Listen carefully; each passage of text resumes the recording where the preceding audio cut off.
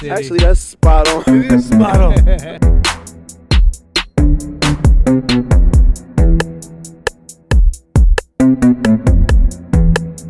All the competition that try to compete.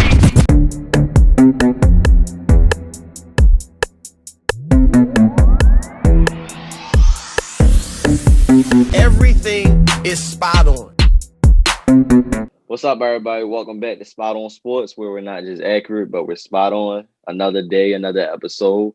I am Wayne Galloway, and with me, as always, my colleague Xavier Maddox. Xavier, introduce yourself. What's going on, y'all? It's X Factor. You know, we back for another episode, man. Y'all make sure y'all like, comment, and subscribe. X Factor, I like that. When you come up with that? When you come up with that? Yeah, man, I just feel like I'm the best, one of the best factors in everything I do. So, Xavier, X Factor, you already know. We like Des Craig and Bryant. Smokey hoodie on too. Yeah, Oh, Craig yeah, and Smokey. Friday, you already know what it is. I like it. Today we got some good takes for y'all, some hot takes, some cold takes. We're gonna keep it short and simple with 3 topics. I believe that was, very important this week and fascinating to us. We're gonna start off, introduce our topics with y'all. One topic is Conor McGregor. I feel like everybody know he just lost to Dustin Poirier in the second fight they had after he recently last year beat him in a minute and not too sure on the seconds, but he beat him quick and early. Is Conor McGregor one and done? He did look bad. He did okay starting off, but after one kick to the leg, it stopped him early, and that's not the Conor McGregor everybody know. Second topic, we have Hank Aaron. Rest in peace to Hank Aaron. Everybody know this recently he just passed away. We're just going to discuss how important Hank Aaron was to us and rank him in our MLB, where he's ranked in ML Major League Baseball. Lastly, we have NFL free agency. Right now, it's a lot of players ready to get moved around, released, and trade. NFL is shaking up. It's getting really exciting. It looks like the future is really big, bright for a lot of young stars. We're going to talk more on that. Let's get into the show. First topic, Conor McGregor. I'm gonna start this one off. I'm a big UFC. I'm a big fight fan. I used to tussle him a little bit, not in UFC for real, but I used to fight for real. Not proud of it, but did what I had to do. But let's talk about Conor McGregor. That fight, my reaction on that fight, I did wanted Conor McGregor to win. Irish man. I look my family history, Irish. My last name is part Irish. I believe I'm part Irish, so I had to support Conor McGregor.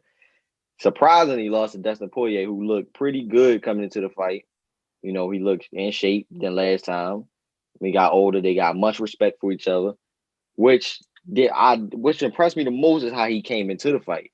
McGregor, he came into the fight. He wasn't the same McGregor. As we know, he's cocky, arrogant, loudmouth, but he came in humble, and I knew something was off when that happened. He's not himself no more, and you could tell how he was fighting. He wasn't comfortable attacking Dustin Poirier. He was just letting the fight come to him or throwing in shots and blocking. Poirier found a weakness and took him down. As we see at the end of the fight, broke his leg, had him limping on crunches after the fight, pounded him on the ground, and it was just surprising. A lot of people had money on Conor McGregor. I'm glad I didn't bet, but shout out Dustin Poirier. That was a great fight. I believe Conor McGregor recently came out and said he won a third fight with Dustin Poirier, a trilogy. And he won a fight for the UFC light heavyweight title. Now, that will be big. But like Khabib was saying as he was watching, because Dana White tried to bring him back for the rematch with Khabib, but it looked like that won't be happening until McGregor prove he can still fight. I believe that will be a big rematch. That will be Conor McGregor has to get his focus back. He doesn't have the same training he had before. I believe he need to get his focus back and be himself more. Poirier, as we see, he was the underdog. He knew he was. His wife, that's a nice woman right there. Supportive, caring, and understanding. She know what it's like going into UFC. She right there with him. She see who he fighting. She heard about him. She stuck with her husband. And when he won, she told everybody, I told y'all. And like I said, Dustin Poirier going into the third fight. I'm looking forward to that. And Nate Diaz also put his mouth in. It looked like everybody coming at McGregor and Poirier due to their beef with McGregor. And it's like all this is coming into one. And so I'm just interested to see what's going to happen the next time they fight. X, what's your take on that? Dang, man, you taking up the whole segment, ain't you? Hey, man, I'm a fight fan. I told you. Yeah, man. I want to say, Conor McGregor, he hasn't fell off.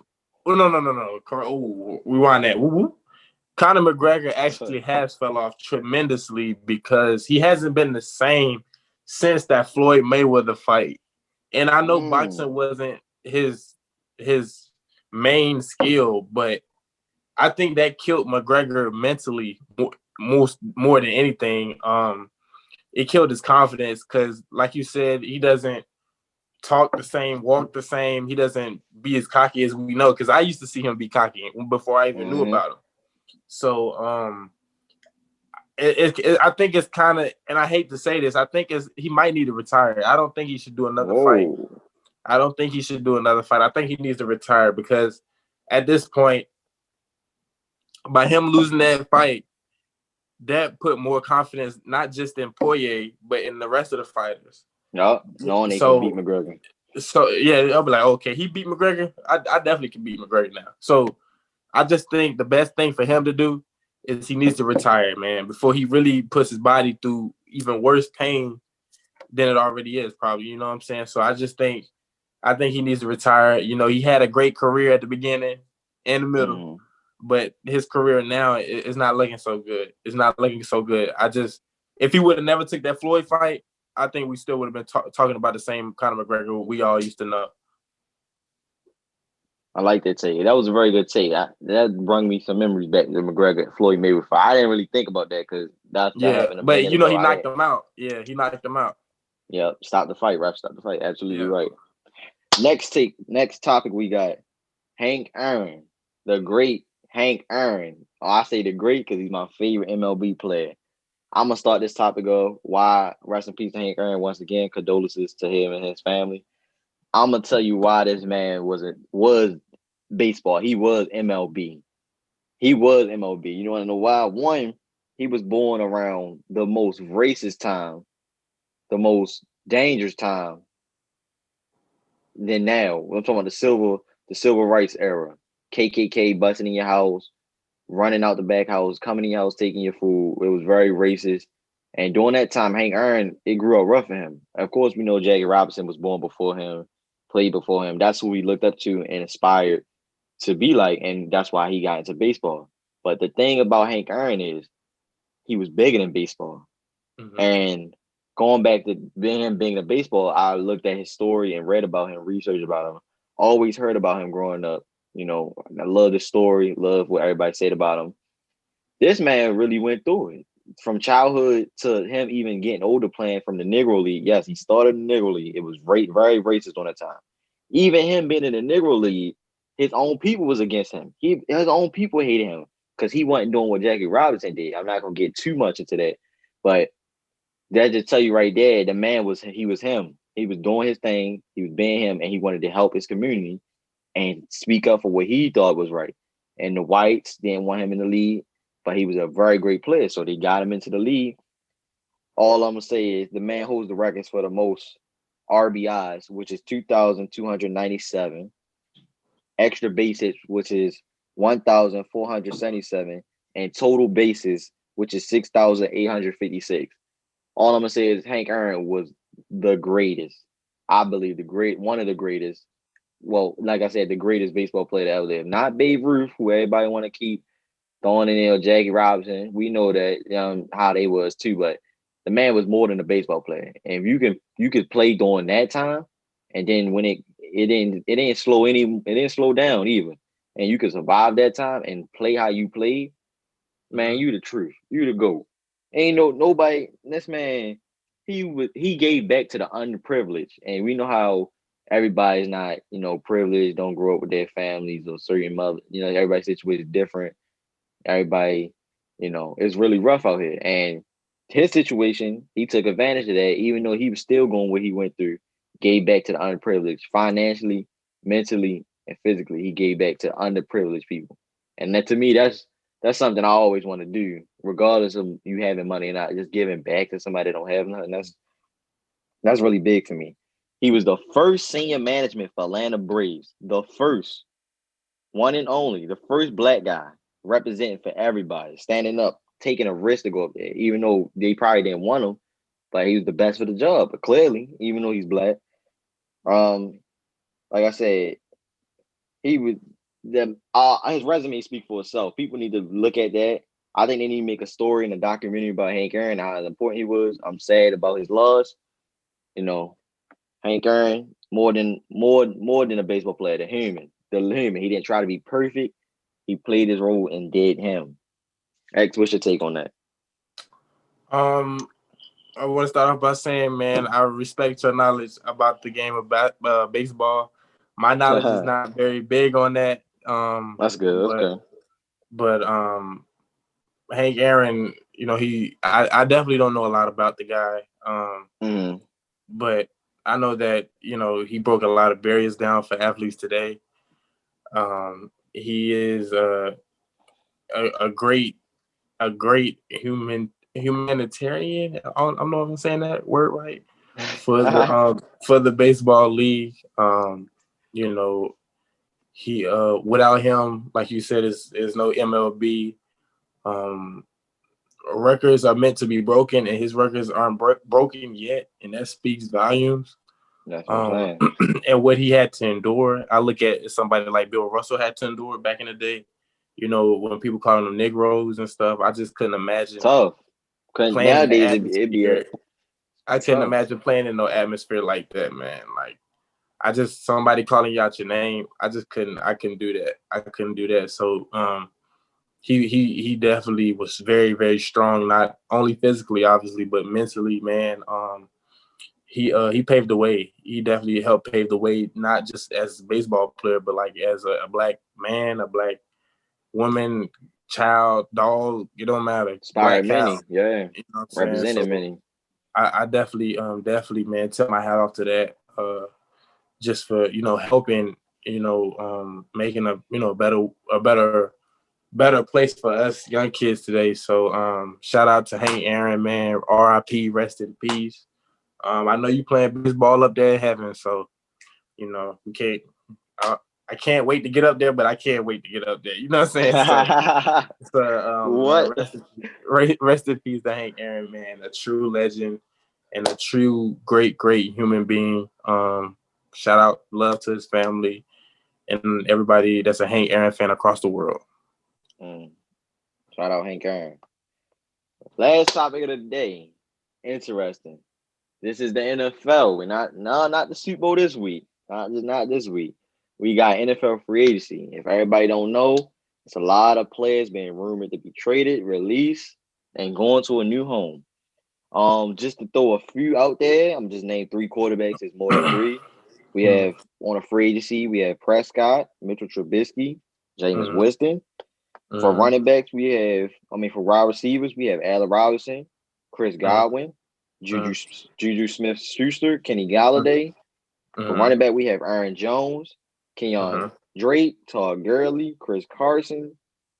Tight ends, we have Hunter Henry, Rob Gronkowski, Jared Cook, Jared Cook, your boy. Now I don't know about now. What he did in the playoffs. We got best defensive players available. We have Von Miller. Surprisingly, we already know the controversy going on with him in Denver with him and his fiance, or baby mother. Leonard Williams, Melvin Ingram, Bud Dupree, and many more. But we're gonna get into the NFL free agency. I'm gonna start that on and off. For me, I think for the free agency, trades, release, either way it goes, I think I'm gonna just name 3 players and 3 teams they will go, maybe 4. I'm gonna start with the Jets. The Jets are in rebuild mode, as we all know, with the 2nd overall pick in the draft. And there's already rumors Deshaun Watson want to go there. I believe they take that. They take that chance. I believe, yes. He already said he want to go there. I believe they take the risk and actually Deshaun Watson. Yes. I'm saying it loud and clearly. Deshaun Watson to the Jets.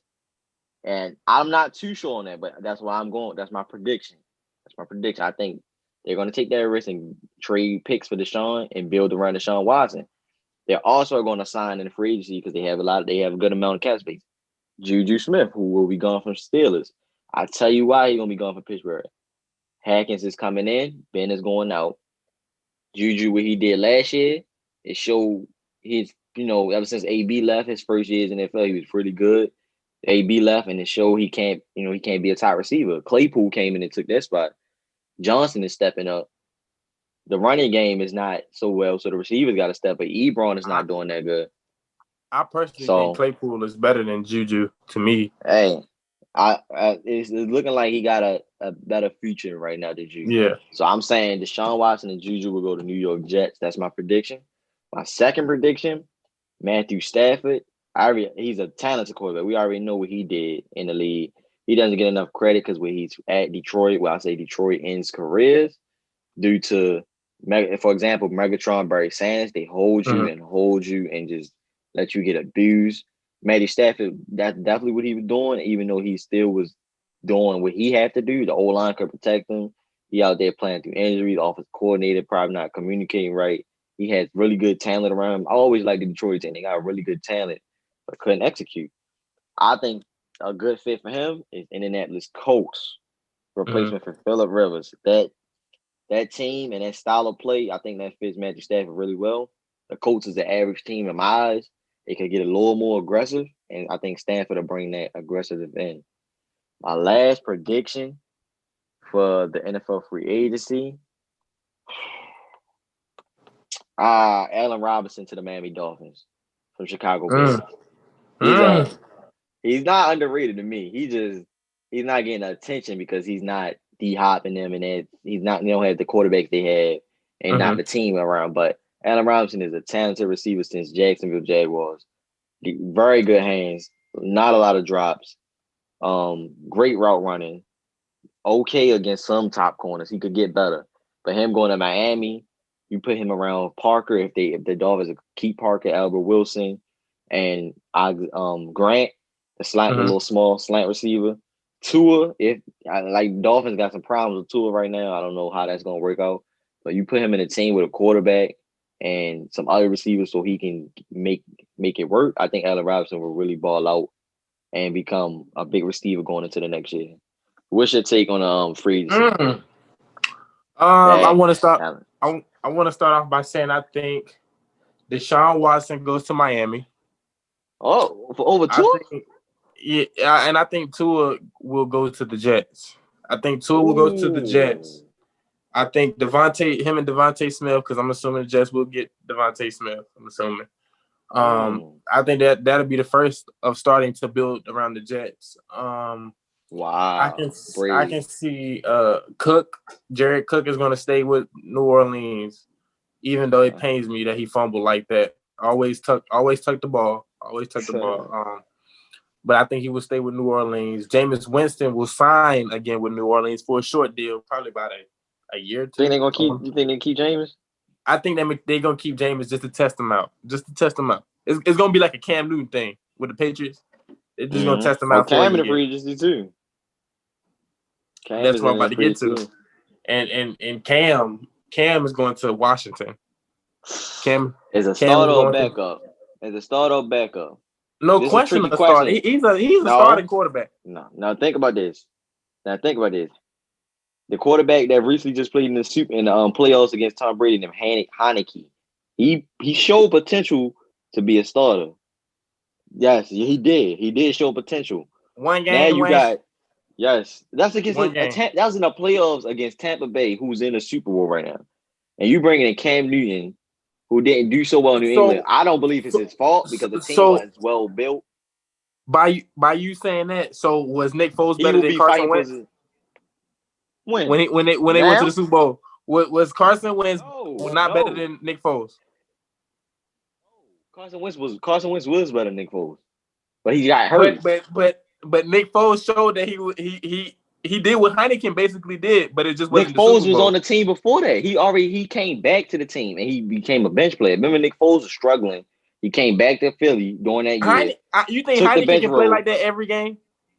We never know. Backups is a lot of starting quarterbacks are getting hurt right now, and we see the old quarterbacks is going out the door. Somebody got to step up. He proved he got potential. I feel like I think Ron Rivera and the rest of the Washington team will look at Cam and remind him that he's one of the greatest quarterbacks athlete-wise, one of the greatest quarterbacks that we've ever seen. I think Cam is gonna. I feel like Cam feels like the Patriots don't appreciate him, which rightfully, he should feel like that. Yeah, I would too. I feel like if he comes to Washington, we're gonna see vintage Cam a little bit more. But you got to think about it. No disrespect to Washington, they're not better than New England.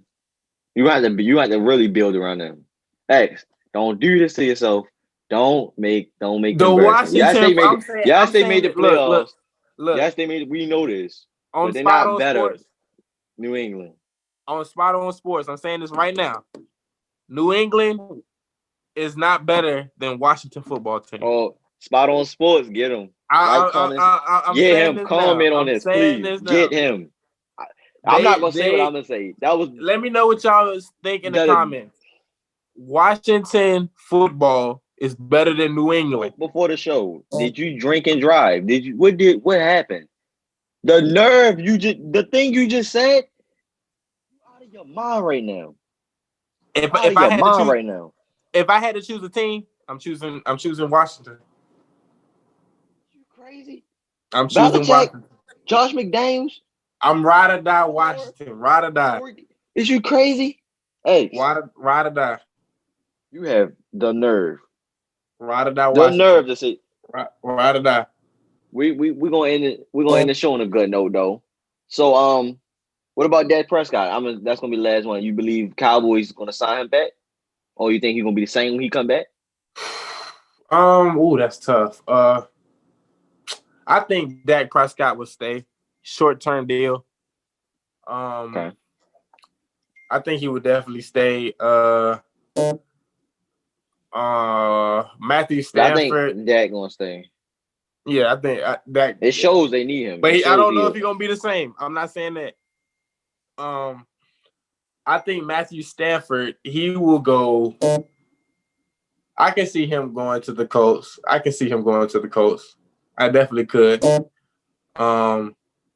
Or Matthew Stafford can't go to he can't go to the Jaguars. No, X. What he can't, vision you saying?